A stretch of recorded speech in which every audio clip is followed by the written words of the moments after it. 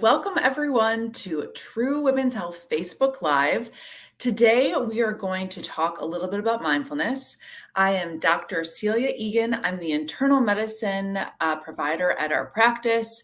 I specialize not only in menopause, but specifically in obesity medicine, which is really the medicine of helping people lose weight, get their blood sugars under control, and get healthy. The topic we're going to talk about today is mindful eating and its role in getting our bodies healthy. I also have a guest, but before we jump into our topic, I'm so excited to introduce a new program that we have at True Women's Health. You know, we heard from a lot of our patients that they have friends and family maybe out of the state, or maybe that can't get into the office in a timely manner, but still are desperate for content about menopause and women's wellness. And we heard you. So we came up with a new program. It's a basic wellness online course that you can sign up for. So not only will you have access to education, but you'll actually have access to a lot of other hard copy stuff that we can review now. So what you will get access to is a full online syllabus. Well, you'll get started thinking about the kind of fundamentals and foundations of wellness in midlife. We'll also help you review what we call our waypoints, or Who Am I? It's a process of care that was developed by Dr. Diana Bittner to help guide women through the midlife and all their different health issues. Of course, there's a lot of other topics that are there. Menopause, sexual health, how to move in midlife, how to get sleep and manage our stress, and a lot of other things. In addition to all the online material, education material that you'll be getting, you'll also get a copy of Dr. Bittner's book and workbook called I Want to Age Like That. You'll also get a copy of our new nourishment journal, which we're going to review in a little bit more detail. You'll also get a sex deck, which is so exciting to help any couple review sort of the ins and outs of their sexual health. And you'll also get a symptom circle. That is, every woman should have a symptom circle, particularly those in midlife, to help guide them through all the different symptoms that come up with menopause and perimenopause.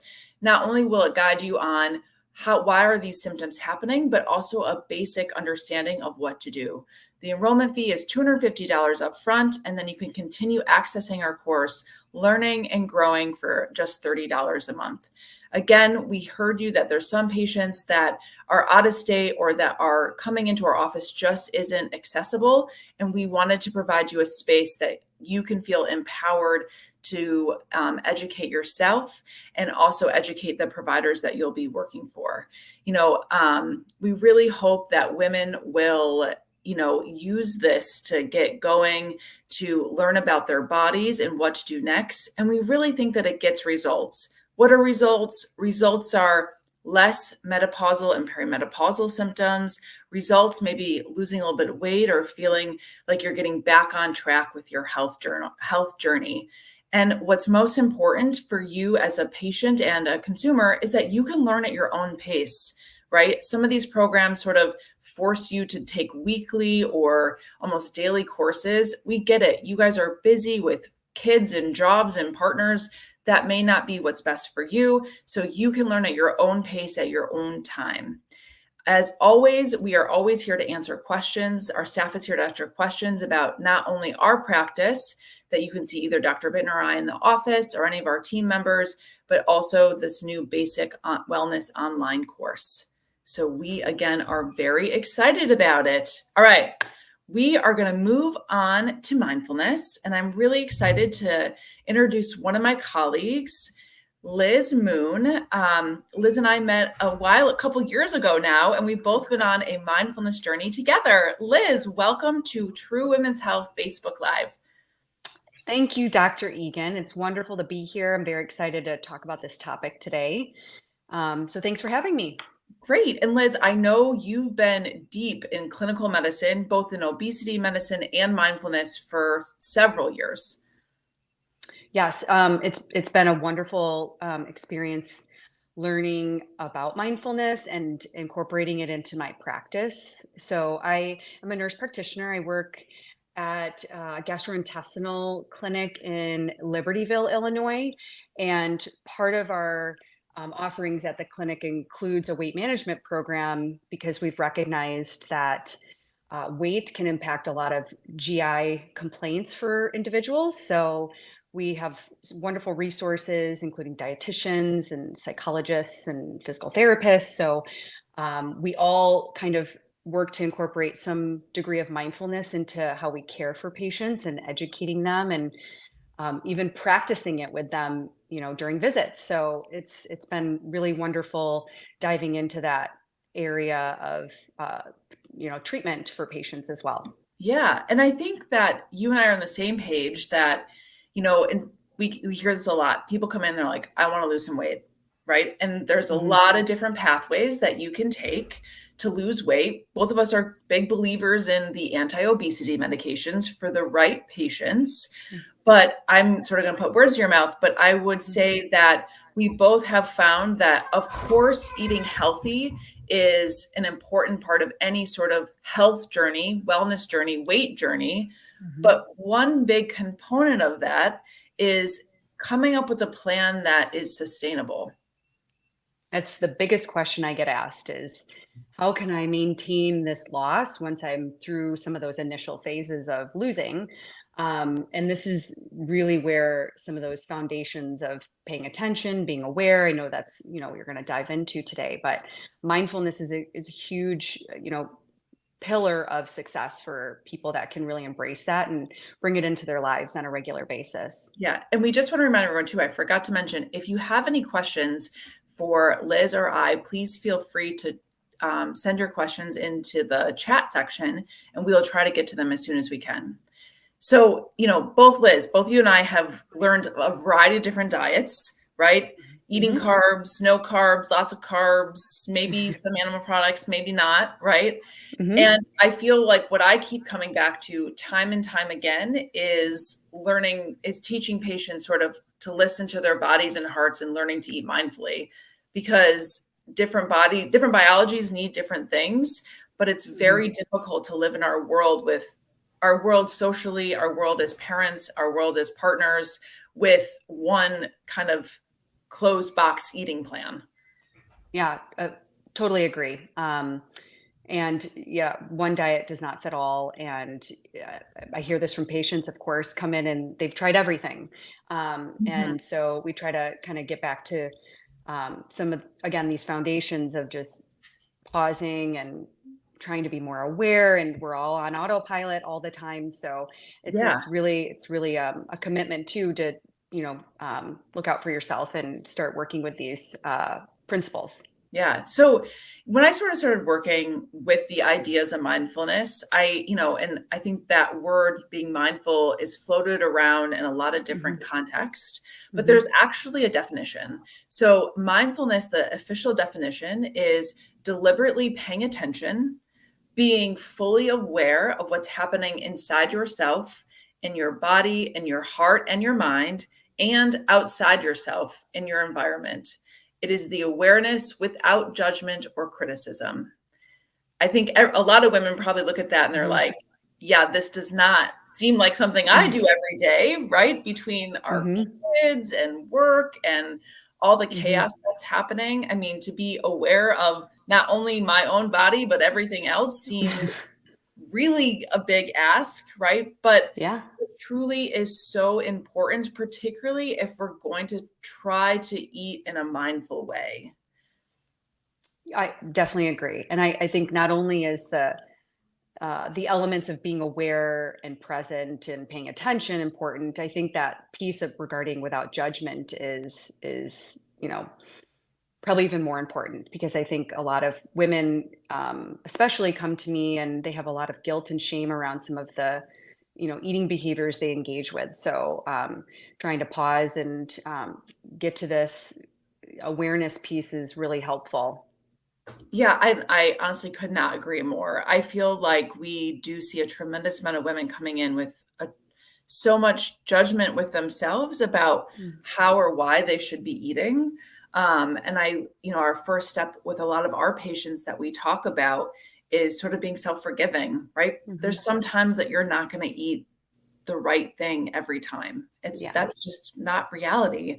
And so, the first step in that journey is sort of being self-forgiving. What we talk with our patients about next, number two, aside from being self-forgiving, is we talk a lot about a concept that we would call our ping to eat. The first step of learning to listen to your body is just even recognizing that little voice inside our heads that says it's time to eat. And a lot of the times that biochemically can be two separate processes.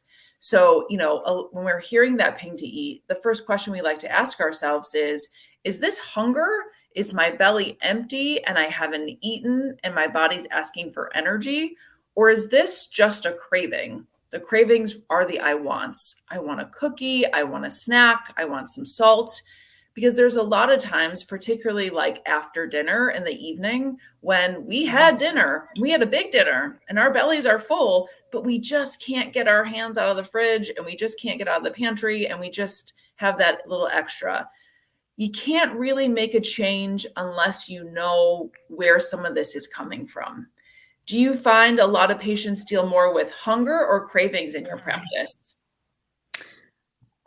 Cravings. Yeah. Cravings are certainly something that come up often, and it's very confusing for patients. They don't know why it's happening. It's like we are trying to get down to the nitty gritty details of that. And so this is a big part of what I discuss with patients is like the emotional versus physical hunger and like what it feels like in your body and kind of giving them some direction around, uh, you know, s- some patients find that this explanation of the neck up being more like what they're experiencing physically, neck up tends to be more emotionally driven, tends to be more of a kind of urgent need to eat versus a gradual onset of feeling hungry. And then those physical cues, just really trying to help them understand what is physically happening in their bodies that would lead to more of a physical hunger, but also keeping in mind this, example you gave about I had dinner, I had a well-rounded meal and, it was nourishing foods and, um, but now yet I'm looking for something else into the evening hours and why is that happening? Yeah. And before we go any further, I'm sure there's a group of women out there that were just like me about 7 years ago. When I first heard this, I was like, Mhm. "I roll," right? I was like, Mm. "Please, this sounds so silly. I can't imagine that this is actually gonna be helpful." And then I got a bit pulled, right, kicking and screaming into this world. Mhm. And it was really eye-opening to when I truly started slowing my body and mind down to pay attention. And this was me kind of being in denial about it, right? I was like, holy smokes, has this changed my perspective of eating? I don't know if you had a equal sort of beginning or how did you get started and what were your initial thoughts when you got involved with mindfulness?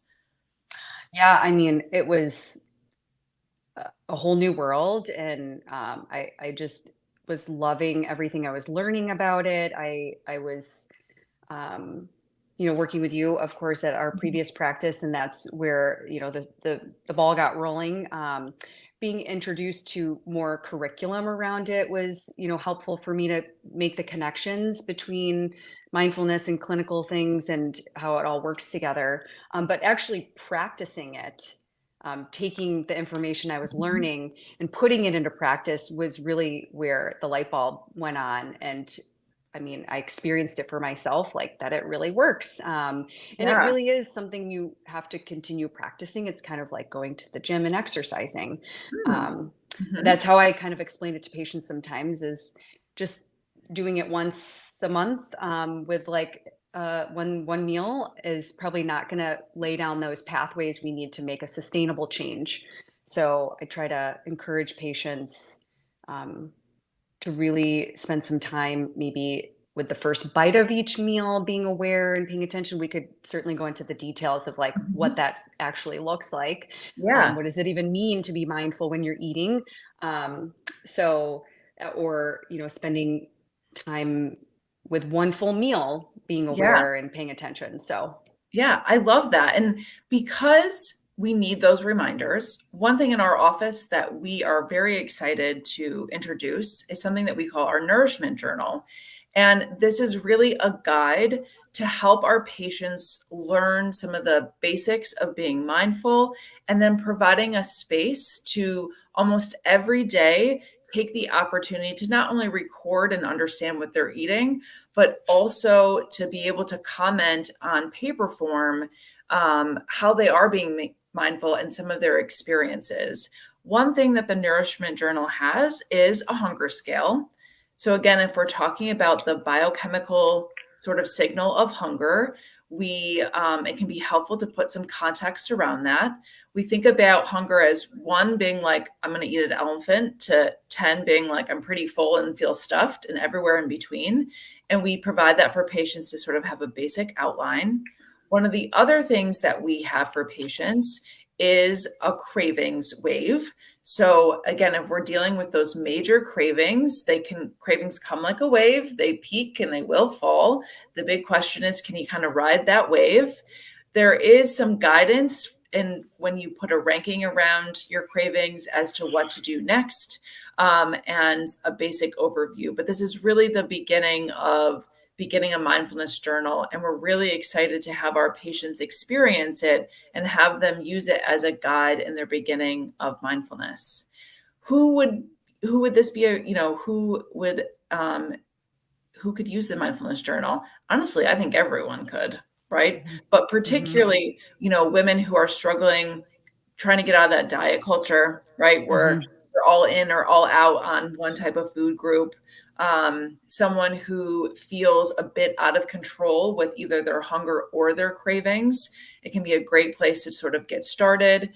Or 3, honestly, someone who's on an anti-obesity medication and just needs a backbone to put some of their thoughts around the new sensations they're having in their brain. A lot of these new anti-obesity medicines are quite powerful and potent in terms of decreasing Mhm. hunger and cravings, and it can be a whole new world.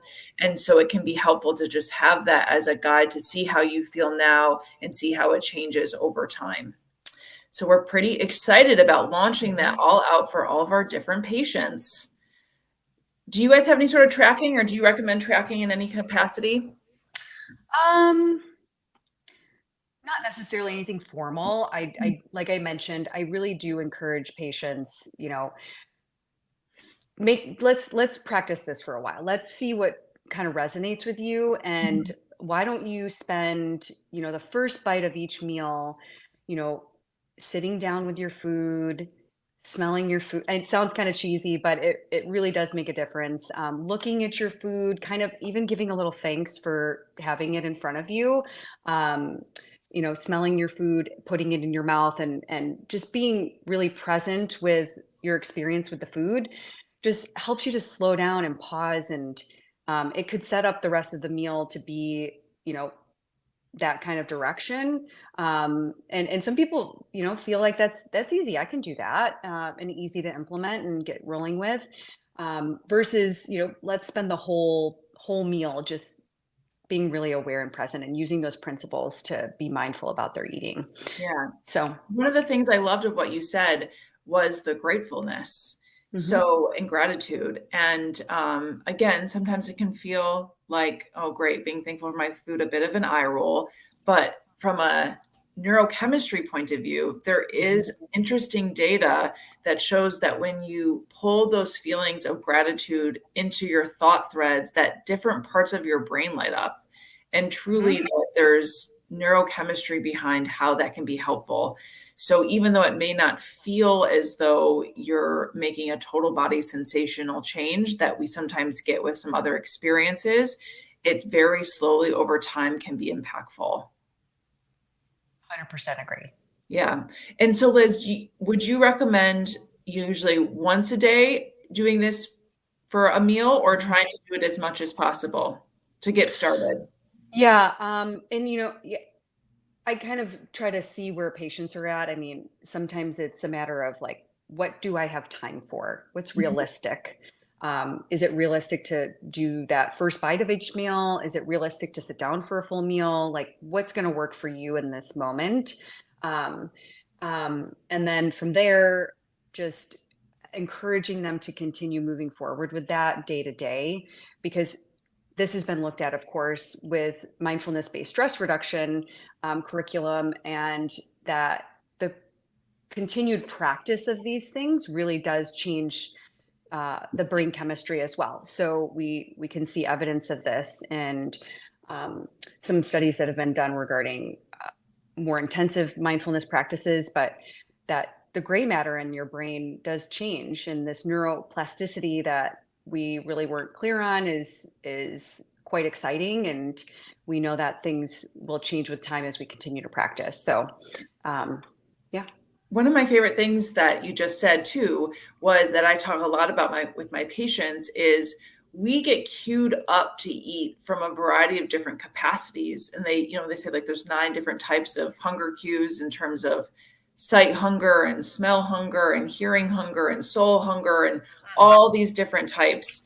And sometimes, if you're not sort of, no pun intended, but feeding that type of hunger, you're never going to feel satisfied.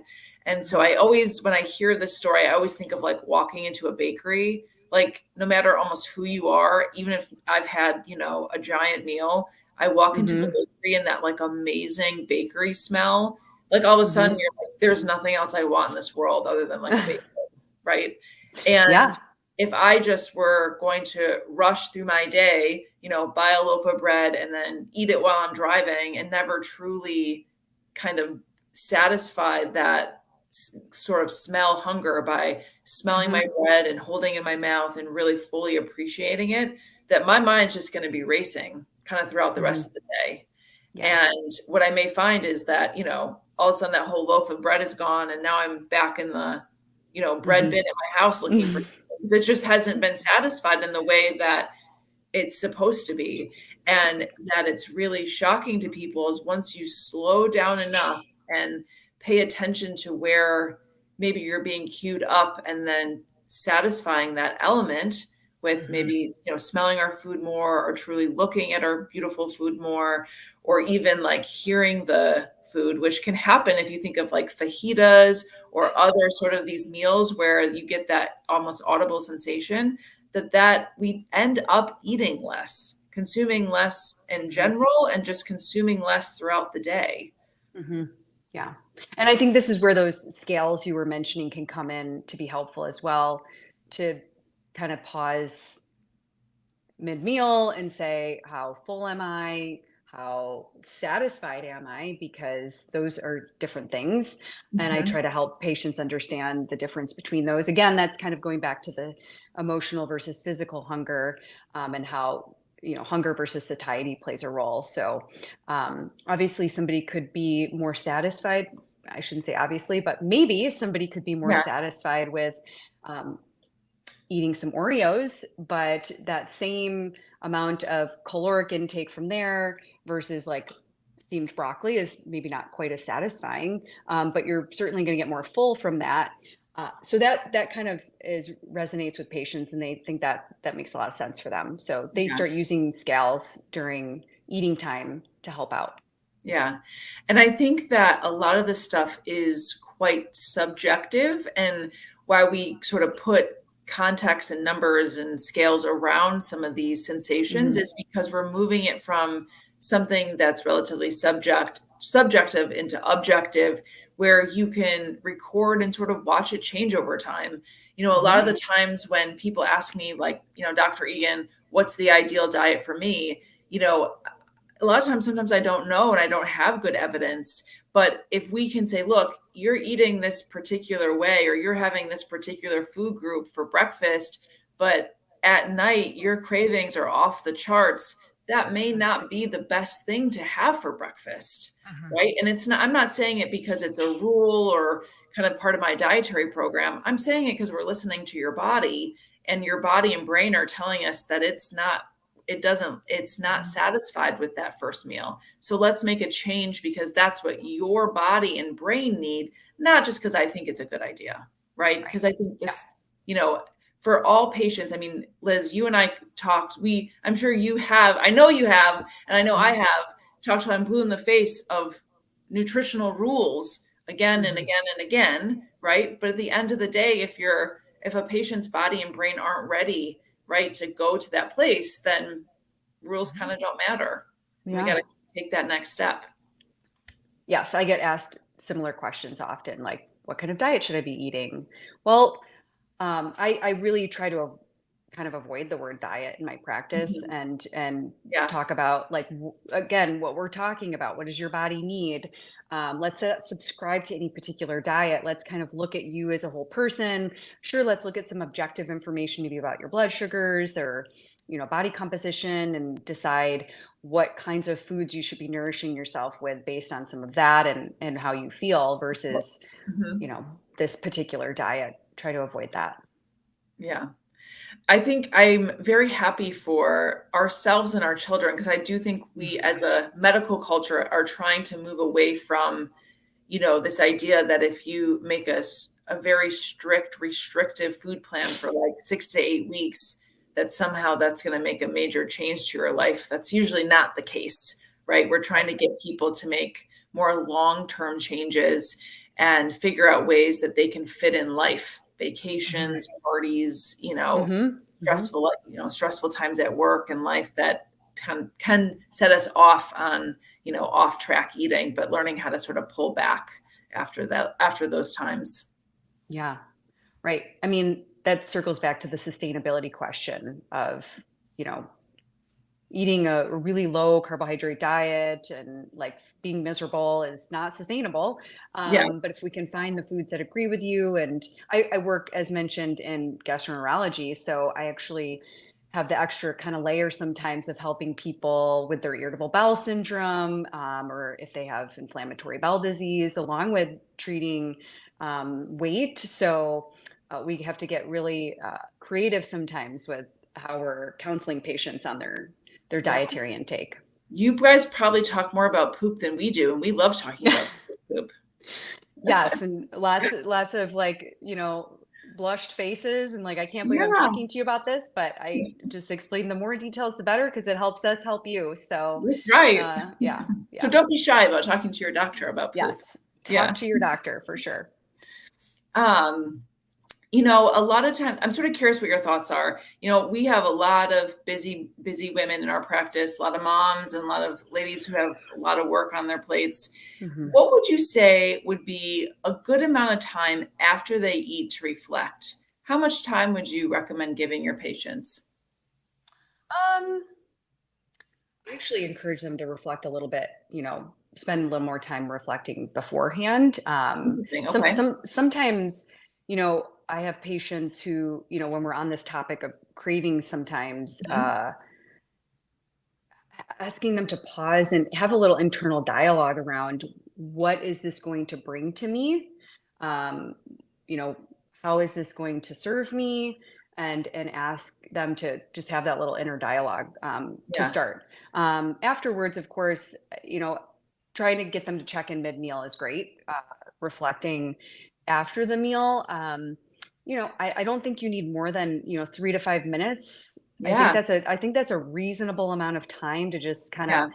sit and say, I feel nourished. I'm like grateful for all this, and now I can move on to my next kind of Yeah. set of tasks. I'm sort of curious what you think. A lot of times, sometimes when we have moms with young kids, right? Hmm. Hmm. Sometimes I'll make the recommendation that they eat their own dinner before they give their kids dinner because Hmm. we know what it's like. I know you have kids, Hmm. Liz. We know what it's Hmm. like to have dinner with our kids, right? There's a lot of up and down. There's really Hmm. very little time to do our own internal reflection. And you can still be at dinner. You're still participating in dinner and, being part of the family and Yeah. having those great conversations that come out with our kids at dinner time.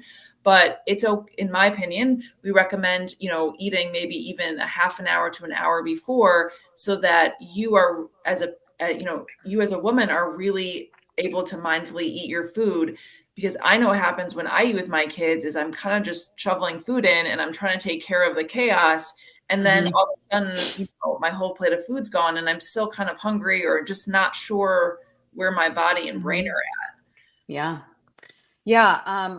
I mean, I would agree with that. I think that would certainly help moms. I do also find moms telling me they're like picking at the kids' foods when they're Yes. making it. So that's another challenge that comes up. Or like they don't even make a meal for themselves. They just like eat what's left over from the kids. Mhm. So we really have to reframe and put some structure around what their needs are. Mhm. And I do love that idea. I haven't really suggested that it to that particular population. There are some patients that, we do land on like, listen, my husband gets home at 8 o'clock.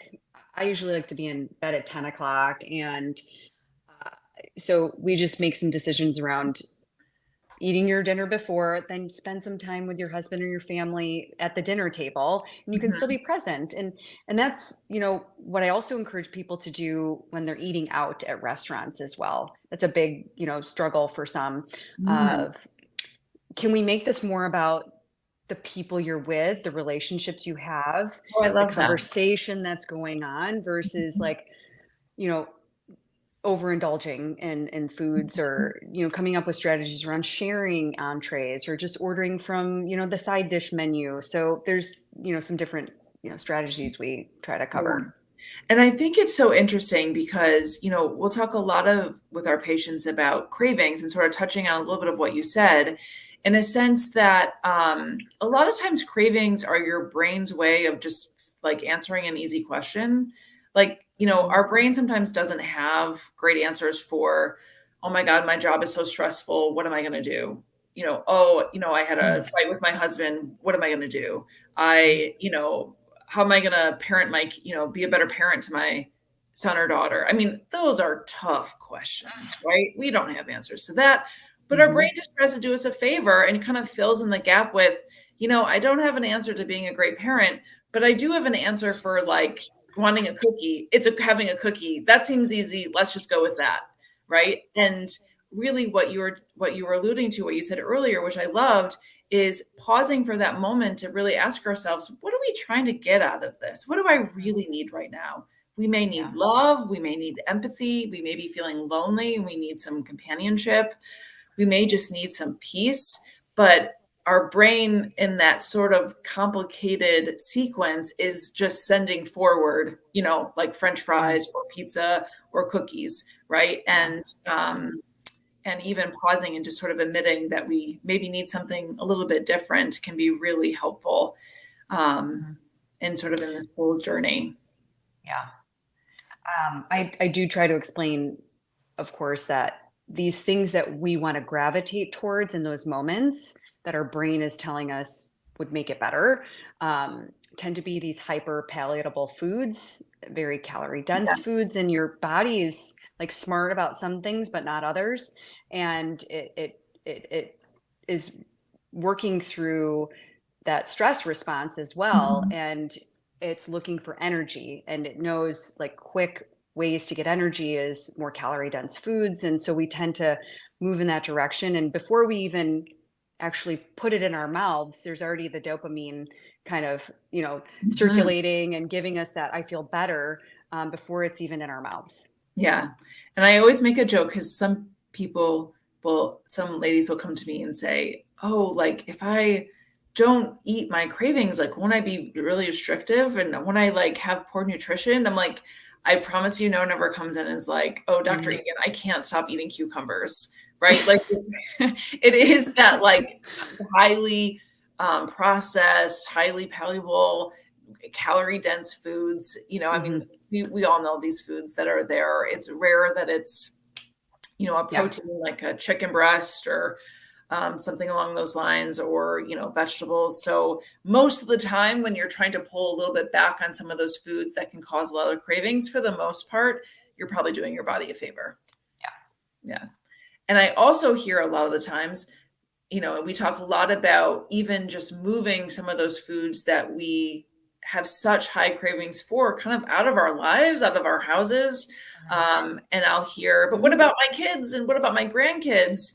And usually they're foods that they don't need either. So Yeah. it's okay to kind of get those foods out. And, Yeah. we'll talk a lot about if we wanted to have some of those foods, right? Sharing, buying smaller quantities, because the odds that you're going to get like a Costco sized bag of chips or chocolates and sort of just stop at one is very sort of unlikely. So, we really try to get patients to sort of think about what they need in terms of quantity and sharing. Yeah, I mean, I think mindfulness can be brought into the grocery store as well. So I when love you're that. there making, choices, I know I don't really like ordering groceries online, to be honest. I do it sometimes because I'm strapped for time and I need to, but I really actually prefer being in a grocery store or a farmer's market or something because I find myself pausing and just kind of saying, okay, what purpose is this going to serve? Like I don't really have a lot of treats in the house just because I'm trying to teach my kids to be a little bit more mindful and aware, but Mhm. they're not quite there yet. So they kind of dive into those things. So, we do some things here and there, but I bring a lot of awareness to choices that I'm making when I'm in the grocery store and, staying on the perimeter and, just bringing awareness to that is a form of mindfulness. So we can bring it into a lot of different aspects of our lives. Yeah. I find it really interesting how we've talked a little bit in mindfulness about what we call like the thought train, about sometimes how we kind of set ourselves up to maybe have a food that we would think would be not as nutritious way before we ever sort of are putting like a bite of ice cream in our mouths, right? Like we kind of are setting ourselves up like, oh, well, maybe I should, go down the street, and oh, like we'll just happen to park, and oh, we'll just happen to walk by the ice cream store. Oh, like, let's just have like, and all of a sudden, like it's just kind Yeah. of all these different things. And I find myself sometimes also just all of a sudden I'm like in this certain grocery aisle and I'm like, I don't even know how I got here. Like all of a sudden I'm like, I love popcorn. All of a sudden I'm just like, how did I get this popcorn in my cart? Like it Yeah. just happens, right? You're just kind of going through and kids are screaming and there we Hmm. are. Hmm. So I think Yeah. being mindful in a grocery store, it can, if we can, right? We get it. It's Sure. Sure. busy, but when Hmm. you can be also is a great sort of tip. Speaking of tips, we are going to, Liz, you're new on our show, but what we're going to do next is we're going to move on to our 5 take-home tips that we review. So tip number 1 is show yourself some love, right? Again, part of the definition of mindfulness is being aware without judgment or criticism. For heaven's sakes, ladies, let's show ourselves some love. All right. Number 2, know that you have control over some of your food choices. I know a lot of the times it doesn't feel that way, right? When we're like starving and we've worked all day and we're running into the house and, there's all those smells and stress and all that's kind of mixed into one. But you do have control over some of these food choices. And learning to listen to your body is a great way. Again, our nourishment journal is there to provide you a guide into some of the ways to do that, to learn to listen to your body and your mind. Okay, number 3, learn about your ping to eat, right? Pausing for a moment when you get that cue to eat and thinking about, is this hunger and my body needs some energy, or is this just a craving and I kind of have the I wants? Learning the differences can really help direct not only some nutritional changes and choices, but it's really helpful for us to understand even what anti-obesity medications you may need and if those are working. So it can be really helpful on a variety of different fronts. All right, number 4, take time to understand your hunger. As we've sort of alluded to, it's a couple minutes before you eat to slow down. It can be a little extra time at the grocery store to sort of listen to where your body's directing you and intentionally what you're going to do with that food. But it can be really worth your time to sort of slow down a bit to understand some of this. And number 5, know that your cravings do not define you. Cravings are a product of your life. So we've alluded to this a little bit already, in a sense that your cravings at the end of the day may be more of a reflection of your day. If you have not slept because you're having night sweats or you're just anxious, your cravings are going to be higher. If you have a really stressful life situation, kids, work, all that stuff, your cravings are going to be higher. If you're not nourishing your body in the right way, right? Maybe just having only simple carbohydrates, like only having juice, right, your cravings are going to be higher.